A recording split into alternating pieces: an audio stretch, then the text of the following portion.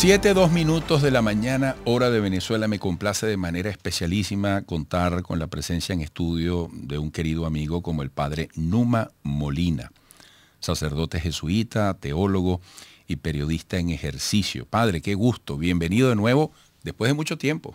Sí, yo creo que la pandemia nos había separado bastante, ¿no? Sí, hay que ver, casi que ahorita uno dice antes de la pandemia y después de la pandemia, ¿no? Un poco le sirve de referencia cuando comenzó la pandemia, ¿no? Y tal vez eso nos había hecho que no nos encontráramos, ¿no? Seguro. Bueno, padre, pareciera que estamos en un gran momento para tomar decisiones, para ser protagonistas, para sumarle a Venezuela, para buscarle solución a lo que tenemos que resolver en conjunto. Y el tema que nos hemos planteado es el diálogo. Es el diálogo, es el entendimiento como una herramienta para superar la crisis y para la paz. ¿Usted qué va interpretando en esta Venezuela de hoy? ¿Cómo la definiría en este o en cualquier otro plano?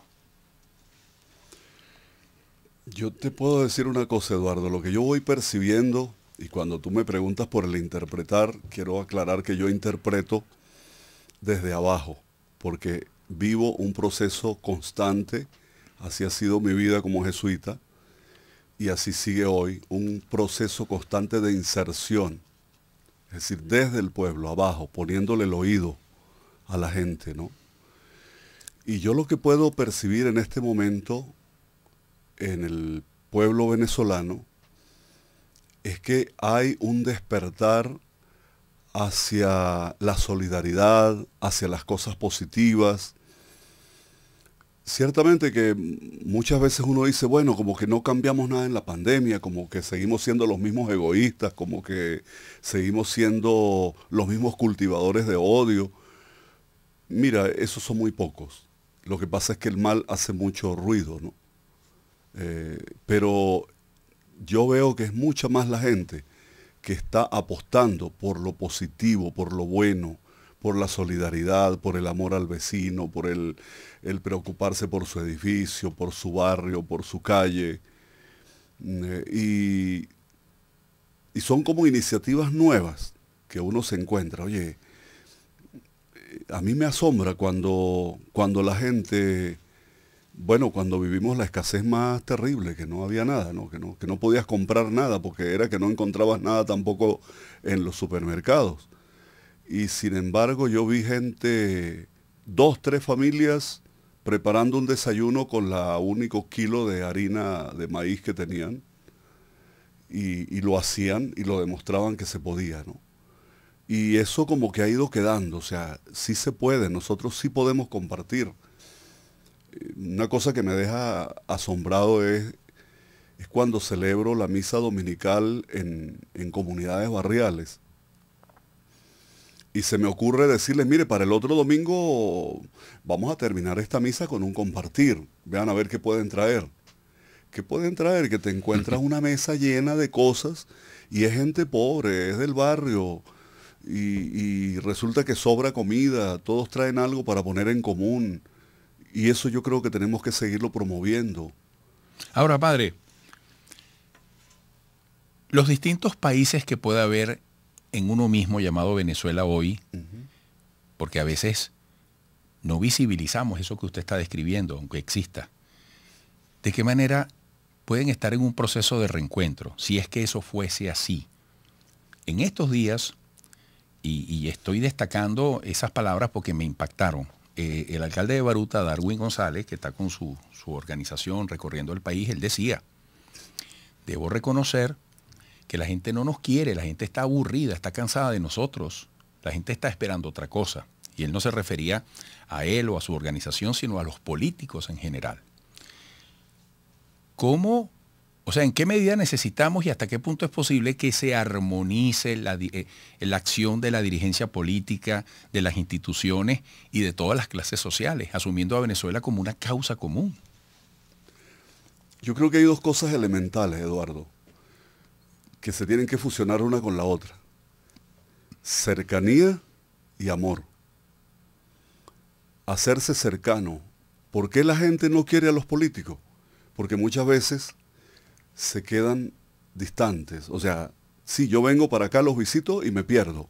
Una foto. Una foto, para el Twitter, para las redes, ¿entiendes? Venir a hacer cosas para que me vean. Y resulta que, a ver, yo parto del Evangelio. Yo parto de que Jesús dice, mira, que no se entere una mano lo que hace la otra, el bien que hace, que lo que haces con la derecha, la izquierda no se entera. Lo que está diciendo Jesús es que lo que hagamos, lo hagamos y ya. Sin necesidad de publicidad, que la publicidad la hace el mismo pueblo.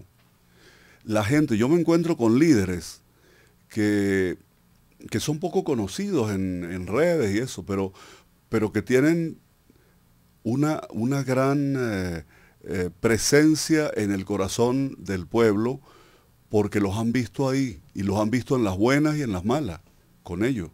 Entonces, cercanía a la gente, pero cercanía sincera. Y la cercanía, para que sea sincera, tiene que amar. Si no hay amor, si la política es solamente para tomarme las fotos, como decías tú, y para hacer publicidad y desapareces, ya el pueblo está cansado de eso. ¿Ve?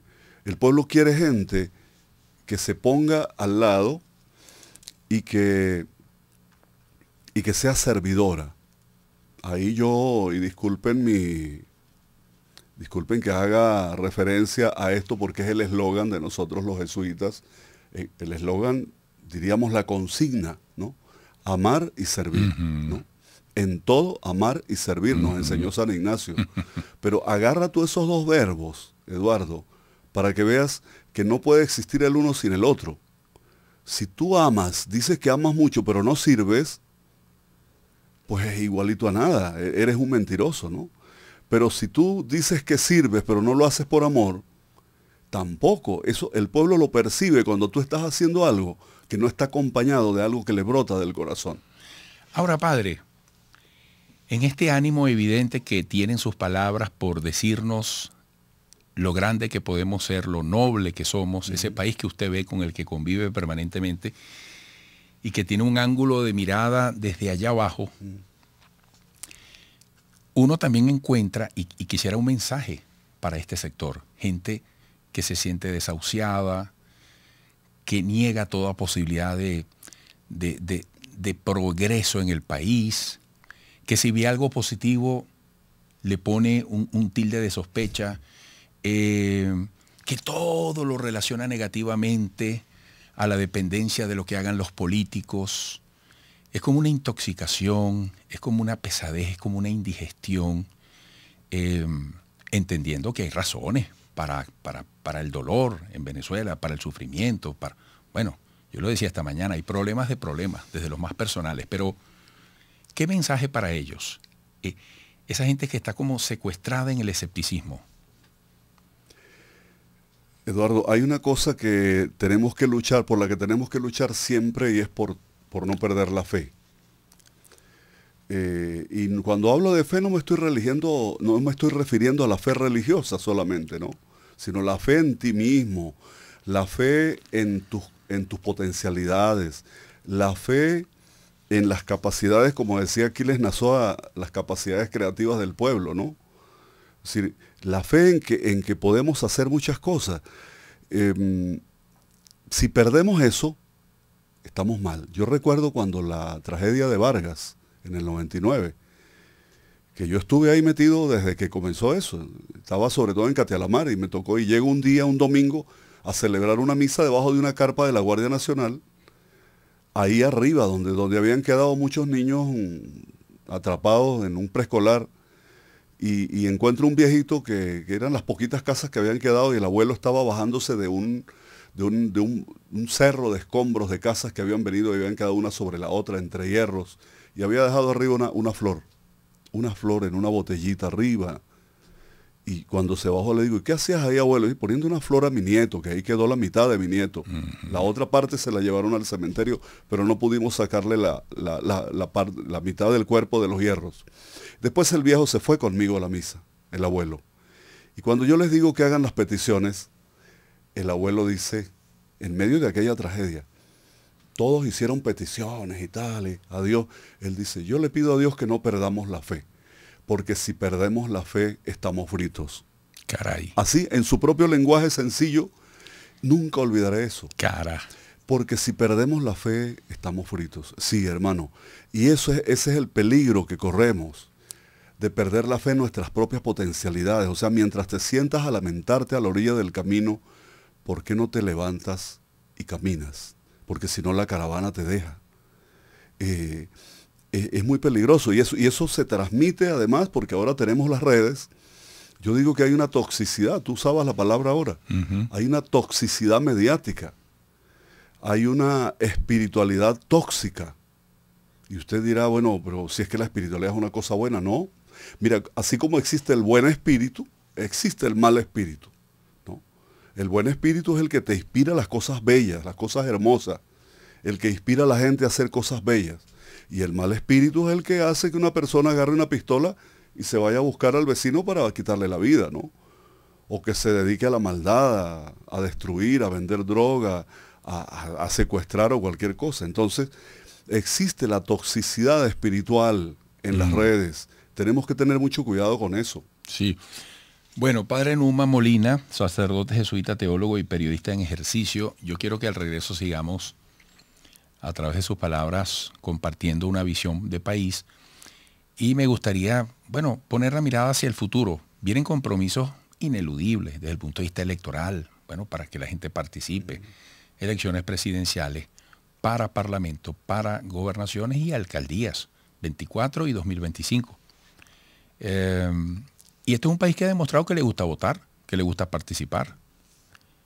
Yo quisiera conocer su punto de vista sobre las posibilidades que puede plantear ese futuro de corto plazo que nos llama a una responsabilidad importante.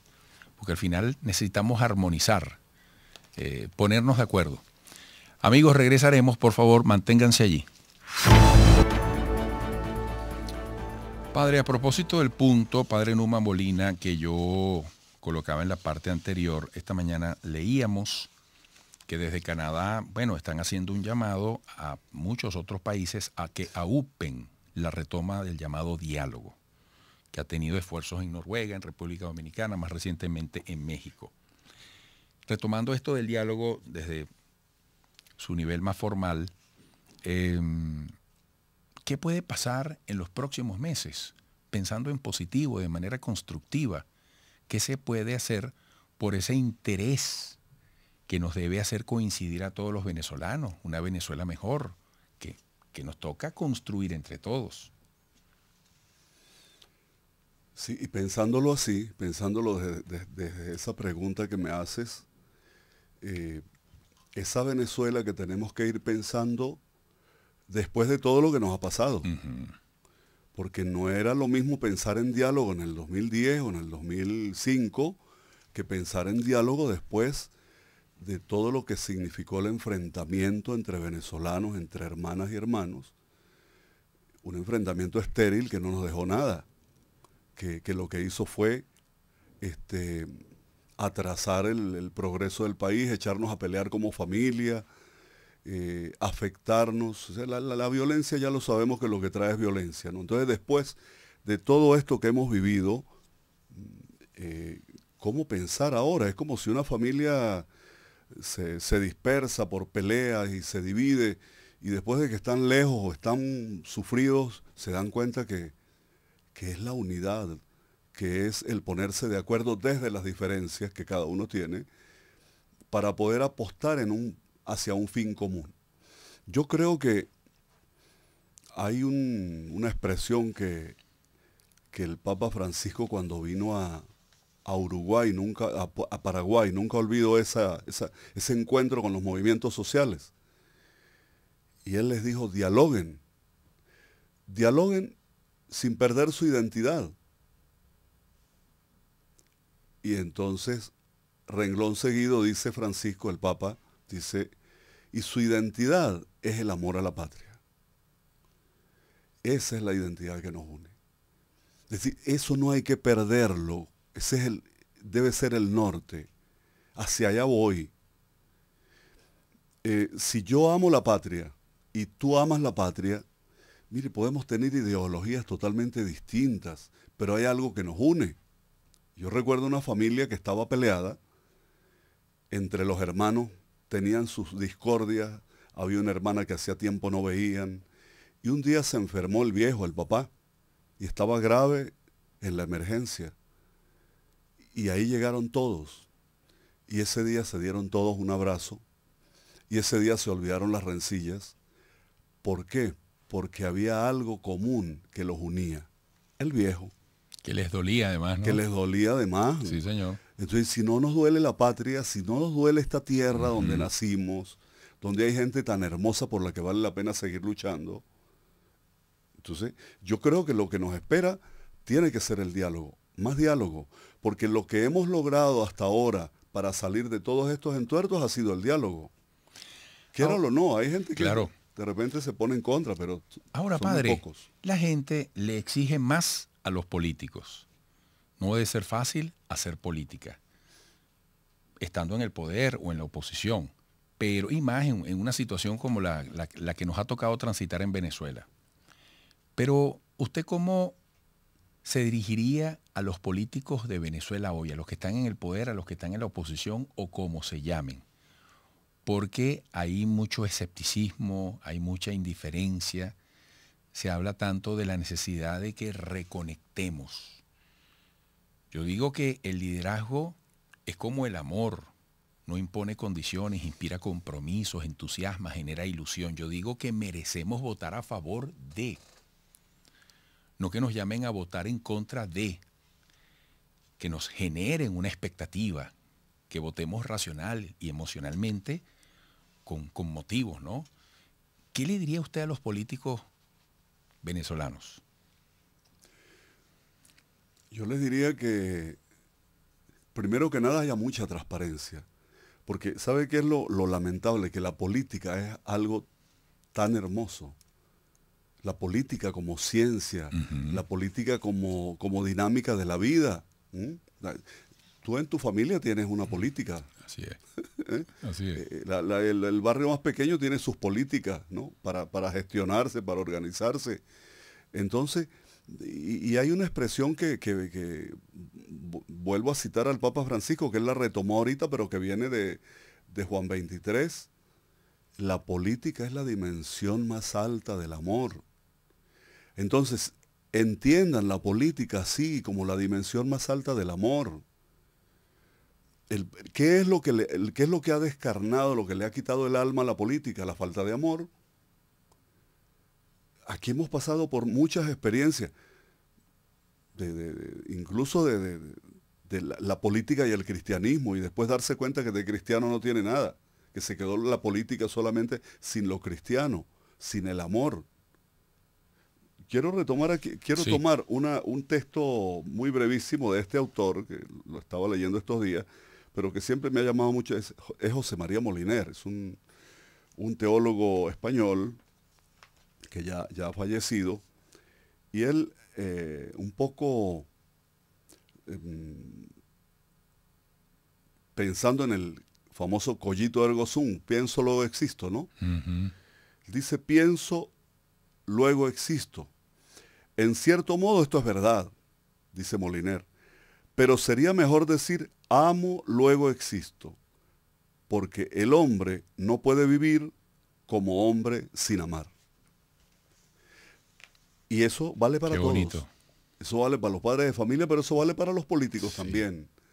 O sea, ¿cómo vamos a rediseñar, a reingeniar la nueva política que el pueblo está reclamando? El pueblo está reclamando eso, que te vea resteado con ellos, que te vea comprometido. Sincero, ¿no? Sincero, transparente, que sea capaz de decirle, mira, me equivoqué, fue un error, humilde.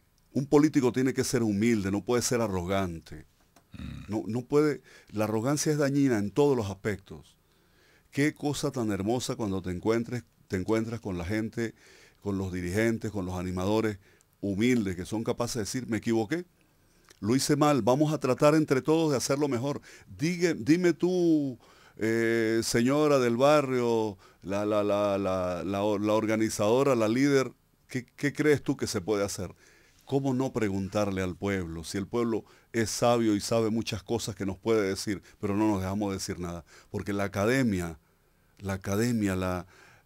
tanta lógica nos lleva a terminar siendo unos así tan tecnólogos del pensamiento que hasta creemos que el pueblo no nos puede enseñar nada. Y ahí es donde vamos a encontrar los mejores maestros. Escuchemos al pueblo. Decía por ahí Angelelli, un mártir argentino, un oído al pueblo y otro al evangelio, decía, porque era obispo, ¿no? Murió mártir. Él decía, yo vivo con un oído al pueblo y otro al evangelio. Qué bueno.